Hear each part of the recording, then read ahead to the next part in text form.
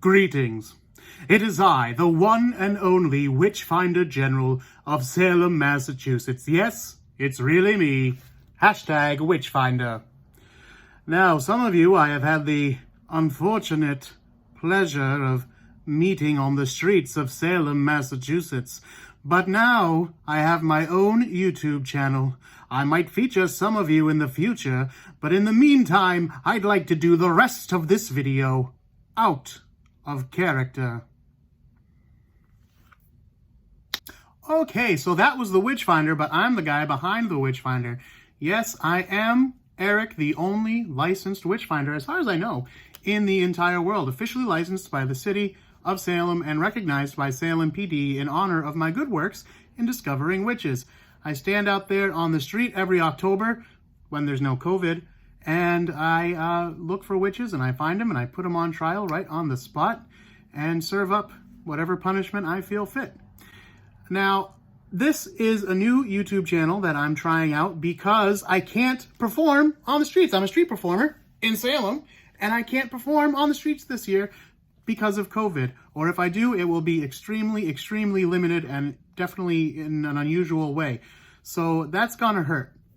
But I figured I could still share my passion for the witchcraft trials and the history of Salem through YouTube, and I'm going to make a series of videos all about the witch trials that you guys, you know, if you come to Salem and you go to the museums, you're going to hear about the famous individuals and the people who are famous that are famous because they're in the Crucible or something like that, like John Proctor or Abigail Williams, who's very misrepresented in the Crucible.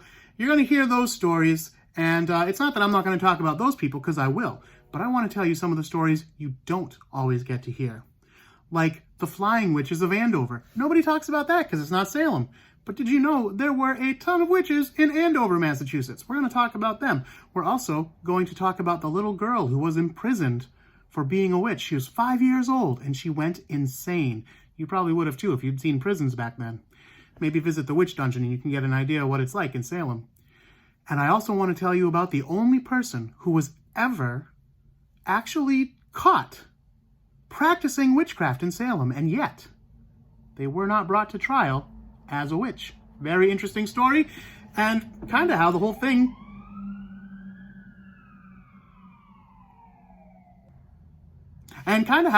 got started. Now, I am not a professional historian, but I've been working in Salem as the Witchfinder for 5 years now, and I've been visiting for much longer than that. I've got a lot of books all about the Salem witch trials, lots of Francis Hill, the big book, the Day by Day. This one goes day by day. That's a fun one. More Francis Hill. She's really good. Malleus. That's not Francis Hill. That's not even that's not about the Salem witch trials, but this was very important to the witch trials. And of course, The Witches by Stacy Schiff. Now, a lot of people might have this book, but how many of you have a copy that is signed by the author to the Witchfinder General of Salem? That's me. So I feel like I'm pretty well qualified to be sharing these stories with you. You're going to get a different story every week. And I want to begin, hopefully next week, by telling you about how the witch trials got started. Not even the trials themselves, but how did this whole thing begin? We know the girls started screaming and hiding under chairs and stuff like that. But why? Why? That's what we're going to talk about. There's lots of theories, and we're going to get to some of them, but we're going to save that for next time. I just wanted to give you an intro to the channel and tell you what to expect, and hope you'll join me next time. Now, like I said, I'm doing this because I can't street perform, and because I can't street perform, that means I can't get tips from street performing. So I have created a GoFundMe to help me get through this season, because this is like tax time for those of you that wait for your tax returns to pay off certain bills.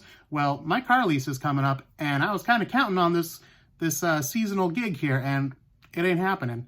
So if you enjoy these videos, if you're a fan of the Witchfinder, or if you're a fan of my podcast, I have a podcast called Spooky AS, and we talk about true crime and paranormal stuff. I've got almost 200 episodes, so if you look for that on iTunes or wherever you get your podcasts these days, then you're going to find that Spooky AS, and you got so much to listen to. I do talk about Salem on there a lot, and lots of witch stories, so you got a lot to check out there.